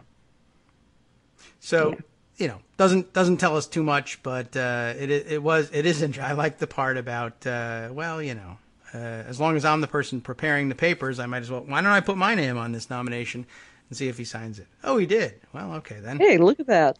How about if I sit here until I get on the Supreme Court? It's a pretty cool thing. Yep. Lifetime appointment. That's the way it works. All right. So now you all know what to do. And thank God we got Rob Porter out of there before he put himself on a court somewhere. Oh, Lord. Oh, Lord. I guess it could still happen because, he wants to bring him back or something. And Mike Flynn. So anything's Trump. possible. We have to talk about Trump, I suppose. I didn't mean to dissuade you from something else, but you're free to talk about Trump. I missed the tapes this morning. Can you just give me a short précis? Can I give you a what? A précis of what happened with the tapes this morning. I only have heard what you and Greg were talking about. That's all I know is what Greg was talking about. But yeah, I guess the audio of the tape is now out. It was very weird, the provenance of the tape here. As I understand it, I guess the Trump and the legal team at some point waive privilege with respect to the existence of and the contents of the tape. We don't know why that happened. And then I guess that freed up Cohen's legal representation, which in another bizarre turn of events is Lanny Davis. I don't know how that happened. He's everywhere. It's Brett Kavanaugh and Rob Porter both appointed themselves to this, along with Dick Cheney. I don't know how that happened, but then they decided to put out the audio, and so now we have audio of the discussion, and I don't know what else. The Washington Post covered it, and it's all it's cracked up to be. They basically have a conversation that says, do I have to pay the National Enquirer now? Do I have to pay them back for making McDougal shut up? Yes. Okay. And we're supposed to do that because then if we don't, that it could screw up the election? Yep. Okay. Thanks. There it is. So that's what they said. And Giuliani spent his time saying, yep, exculpatory. See, just like I told you. And I don't know what else there is to know about well, that's enough. That's enough. Yeah. Enough to know that this probably isn't a president who should be putting people on the Supreme Court. Oh, right. Yes. And, there was a brief flap that, Kavanaugh that he apparently had said in some panel discussion that, maybe U.S. v. Nixon was decided wrongly. Yes. And the president shouldn't have had to hand over his tapes. I'm not certain about what the hook on that was, but I guess it's all moot now because the president's handing his tapes out. Yeah. So Kavanaugh's not going to be keeping any tapes safe. Yeah. Kavanaugh's like, I spent 30 years on laying the groundwork for undoing U.S. v. Nixon. What are you doing? You've mooted my entire plot to overturn Watergate. Oh, he'll probably have future opportunities to save Trump from Congress. I'm sure. All right, well, that's good. Exciting for him. Unless we can continue to fight this. Unless, and I really have a hard time seeing it happen, but Susan Collins could wake up one morning and say, or Lisa Murkowski. Yeah. We might have a better chance with Lisa Murkowski, to be honest. Could be. She's mad about something. Yeah. She's mad in the news. I saw that. She's mad in the news. She's mad that farmers are going to get a $12 billion bailout. Yes. And so fishermen are not. In fact, everybody's kind of mad about this bailout idea. It went over like a lead balloon, even with farm state representatives and senators. Yeah. That's... Well, I mean, I was going to... They didn't expect that, I guess, but it shouldn't have been unexpected. It's a very weird and dumb idea, except that, except for insofar as how people who run into trouble, I feel like maybe we should try to help them, but maybe this isn't the way. Or here. Yeah. Here, I broke this thing for you. I'll give you this other thing in return.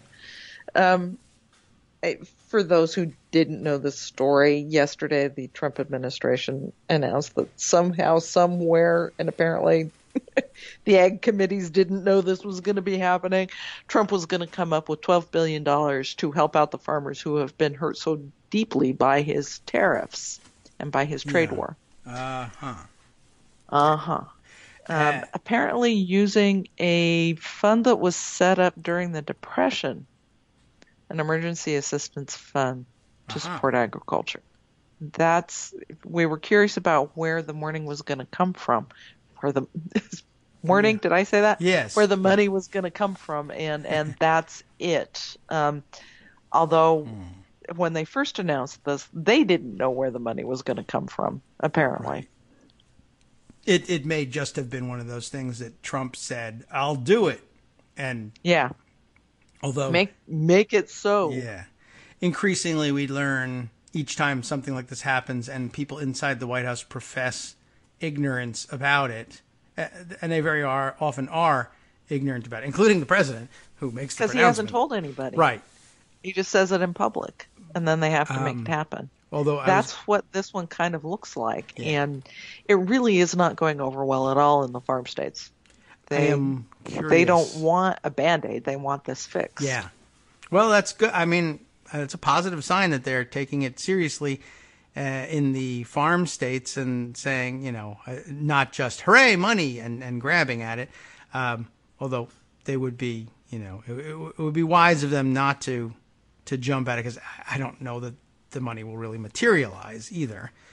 That's true, too.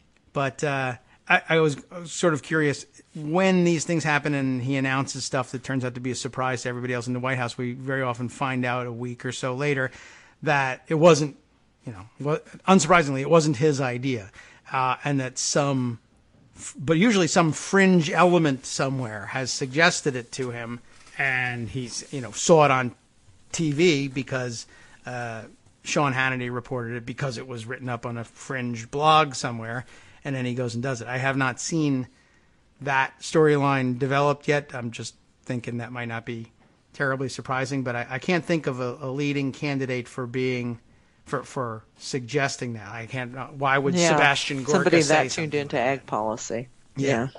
So I don't know. Eventually, maybe we'll find out, or maybe he just read somewhere farmers have taken a $12 billion hit because of these tariffs, And, farm country is supposedly Trump country, and I think that it's really not, but that's what they say.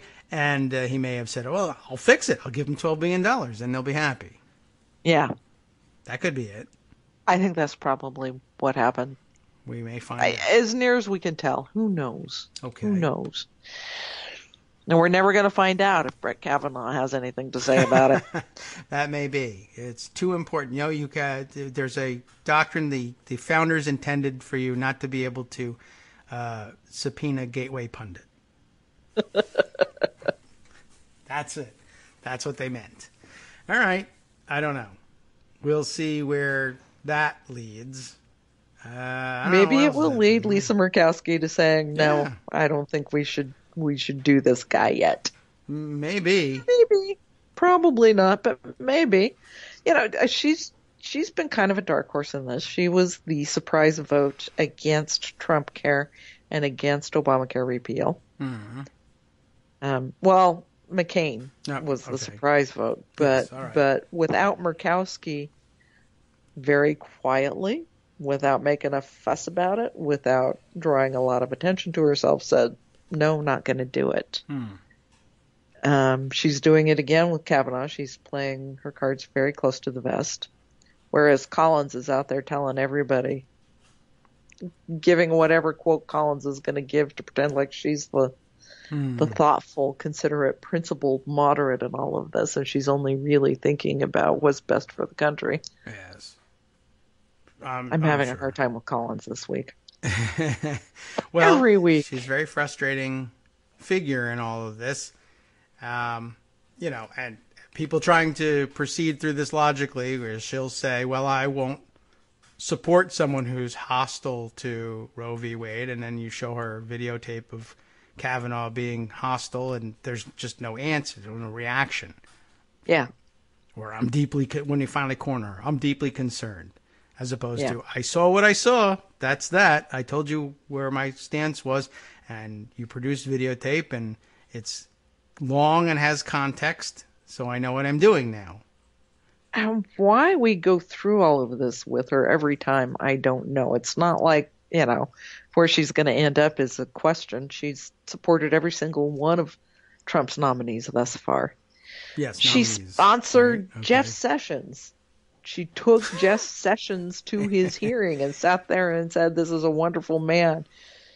Yeah, that's bad. Who has no racial biases whatsoever. Right. And I heartily endorse him to be our Attorney General. Maybe that he was saying lock her up because she's crazy. But I doubt it. I doubt it. All right. I doubt it. Well, that's not a good sign, but I don't know what else to say about her. Yeah, she's enormously frustrating. And you're right, I think, in that sense. Lisa Murkowski has been more straightforward with people than... just by not saying anything. Yeah, right. I don't know what to say. I appreciate that about Murkowski. But at the same time, if you live in Maine, harass Susan Collins on a daily basis about this. Don't let her off the hook. Yeah, or if you suppose it might work better with someone like her, you could say, remember when we were all like waving to you at the parade after you helped with the healthcare thing? We would do that again. How good that felt? That was terrific. You enjoyed that. We enjoyed realize that you could be putting the final vote on the Supreme Court to kill the Affordable Care Act. Yeah, among other things.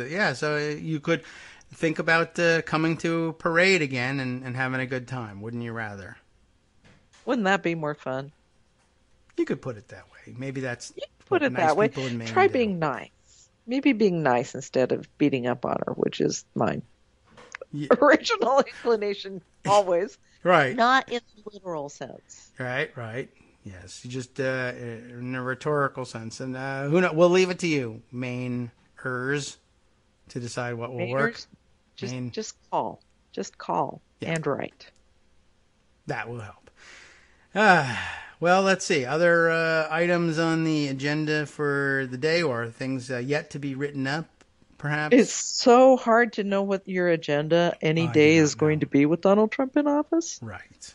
But we're going to be talking again about health insurance, of course, and the Affordable Care Act and what Trump is doing now, which is apparently reversing course again and paying risk payments to health insurers.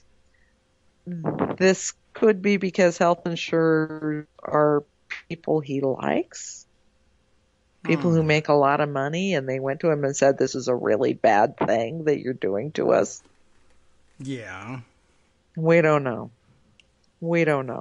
Okay. No. But risk adjustments, he's changing course again and is going to be making those in payments.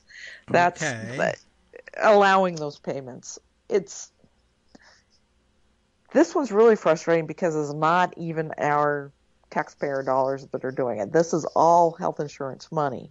This is the profits that the health insurance companies make. Mm-hmm. If they make a big profit, they put the money in a pool and it goes to insurers on the Affordable Care Act markets who ended up with a sicker population and didn't make as much money. It's just money going between them. It's not got anything to do with taxpayers. It's just evening out the risk for health insurance companies in covering the population that they have to cover. Okay. And why? Well, Trump clearly did cancel the payments because it was another form of sabotage. Right. Why he's reversing course this time? Who knows? But he is, which is good. Okay. I suspect, though, it had something to do with insurance companies calling up and raising hell. Yeah, maybe they're Mar-a-Lago members or whatever. Yeah. Could be that. All right. Well, I mean, I'll take it. Don't do anything, won't do anything to undo that. He may undo it, all on his own. And it depends, what day. He could easily change his mind again tomorrow. Right. See what happens. See what the staff secretary puts in front of him. Right. Who is staff secretary now? That's a good question. I don't know. Our next Supreme Court justice, probably. Right. After Kavanaugh. We should read this, and then let's see. I guess I have to. No, you don't have to find out. It was a rhetorical question. Okay, well, now I have to because I'm me. All right, well, we'll one day learn. I think there's no person. There's an acting one now. Derek Lyons. There. You couldn't stop me from finding out. Wonder who he beats up. Yeah, let's go find out. Let's let the press reveal that to us eventually. All right. Meanwhile, what we'll be talking about, the Georgia governor's race. Primary vote last night. Mm-hmm. And Stacey Abrams, the candidate that we have been backing at Daily Kos, is going to be taking on Brian Kemp. Yeah. Who I don't know real well, but I do know has been seriously involved in a security breach. He was Georgia's top elections official and was there when there was a big security breach that exposed millions of voters' records. And also voter suppression because Republican Georgia elections official in Georgia. Right. Okay. That's not good, but... That's not good. That's going to be one of our big fights. Okay. But she could be the first black woman governor in the South. That would be awesome. Yeah. And I learned last night because I paid such close attention to what was going on in Georgia. I didn't. I guess there were two other runoff primaries in congressional races. And in the 6th and 7th districts, both. So there were some winners declared there. Lucy McBath in the 6th district, and then in the 7th district, Carolyn Bordeaux. And I said, hey, Carolyn Bordeaux. I know Carolyn Bordeaux. Carolyn Bordeaux and I worked together in Bob Menendez's office in 1993. Really? So congratulations to Carolyn Bordeaux. Haven't made it all the way to Congress yet, and who knows what the situation is down there in the 7th District of Georgia, but that would be nice. She actually left to go to Ron Wyden's office, so I think you probably missed her by a few years, but... I did. But there you go. So, I don't know. Ron Wyden liked her. That's a good sign, Yep. too. Ron's a pretty good guy. Yeah, and a pretty good judge there, and she was smart and professional even then. So I'm surprised that she opts to try to go back to Capitol Hill, but look, it's an emergency situation. Yeah. And then she wants to serve her country, and we appreciate that. Thank you, Carolyn. Oh my gosh, I can't believe you're trying this. Go for it, though. And all right, so I'll be excited about that. And I would have hoped that the Democratic nominee would win there anyway. Now I'm just extra excited about it, and that's good news. And I don't know, what else might we round up? Speaking of Ron Wyden, he's got new legislation, the Protect America Votes and Elections Act. Sounds like a good idea. PAVA? Luckily, Ron doesn't go in for this acronym thing. Okay. That would require paper ballots or a paper trail at the very least. That would be nice. All equipment would have to produce a voter-verified paper ballot as a record, and elections would have to be audited as well. Okay. 22 states right now don't require audits following elections.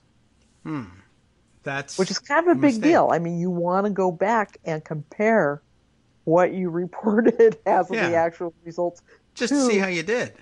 To the audit of what actually happened in the votes. Right. That's kind of important. I think it should be. So that is something Ron Wyden has just introduced, and something that, it's not going to go anywhere with Mitch McConnell, but is a very, very good idea. Yes. And something, a good starting point for when we take back Congress.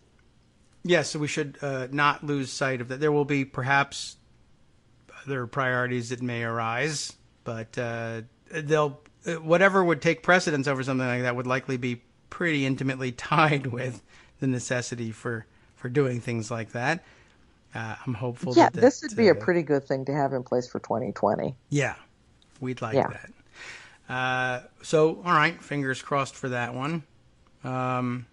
Here's a fun tidbit you might take up later in the day. You remember, you tried to tell me not to find out who the current White House staff secretary was. Derek Lyons. I did, and you know how he started his professional career. He too is a lawyer. He clerked for somebody. He was Brett Kavanaugh's clerk. This is like one of those jobs, I don't know, that I guess he just passed on to friends. White House staff secretary. Everybody's taking care of everybody else in this clan. It's rather amazing. Kennedy has Kavanaugh clerk for him, then says, I want to be replaced by Kavanaugh. Kavanaugh leaves the staff secretary job, but it's in another, I guess when Trump needs a staff secretary, they ask other Republicans who are staff secretary and say, I guess so. What should I do? Oh, my buddy Derek Lyons could do it. Why? I don't know, because I know him. That's why. And that's all there is to it. That's just disturbing. Well, it's always been a who-you-know game, I guess. It has. That's the way it works. But, that's kind of weird. It is. You'd think that there weren't 300 million people in the country. You'd think. But, all right, well, only about half of them. But none of them count because they're not white and male. That's right. Only what? Yeah. I don't know what percentage of the population is white and male. And Republican donors. And Republican donors. And then former clerks to powerful people. Yeah, essentially over and over again. Hi. Okay. Well, we knew that was we probably had an inkling the story was going to go that way, but it's always depressing and surprising. It's a very clear line. Yeah. Well, it gives us things to think about as we approach the craziness of the rest of the day, which is now our task. Good luck. Thanks so much for coming by. You are welcome. And we'll catch up with you again and see what has gone haywire between now and next week, if you would, please. Absolutely. Excellent. Take care then, and good luck with the rest of the day. Thanks, and you too. All right. Bye. Let's see. All right. Thank you very much, Joan, our senior political writer, of course, over at Daily Kos. In case you've been listening for the last hour, just sort of enjoying the conversation, and that's really what we would prefer you do, rather than check the credentials of everybody who appears on the program. Just simply enjoy them for who they are. But if you want to check the credentials, you'll find them solid and all in order We're not afraid of this, and Joan's got credentials that stand up to anyone's. Thanks to Greg Dworkin, also a credentialed fellow, by the way, and thanks for sticking by us, all of you. And I will go out on a limb and say I think you're all fantastic people, too, even if I do have to motivate you to go to the polls by telling you you're dumb and your clothes are ugly. I don't know. Well, you tell me what would motivate you to get there. I think maybe we're better off with praise, carrots rather than sticks. I know Arliss Bunny would certainly think that's the case, and so why don't we stick to that as a policy from now on? You can reach me on hashtag KITM over at Twitter and let me know what perhaps your favorite line might be. And in the meantime, if you haven't heard it here, you'll hear it next on the West Coast Cookbook and Speakeasy with Justice Putnam. See what he's got on tap for you. Let's see. Oh, look at this. You don't need secret clearance to count the way Trump has monetized his public service. Can you believe it? I know we've documented a lot of those things here. Let's see what's new with Justice. From Daily Kos Radio on networksradio.com. You have been listening to the Kagro in the Morning Show with David Waldman. Here's some fun. A Karl Rove-linked dark money group smears Democratic Senator Heidi Heitkamp while praising Republican Senator Dean Heller for casting the exact same vote. An ICE-contracted private prison company made an illegal donation to Republican Governor Rick Scott's super PAC, and the altered Pentagon climate change report spurs unusual bipartisan action from Congress.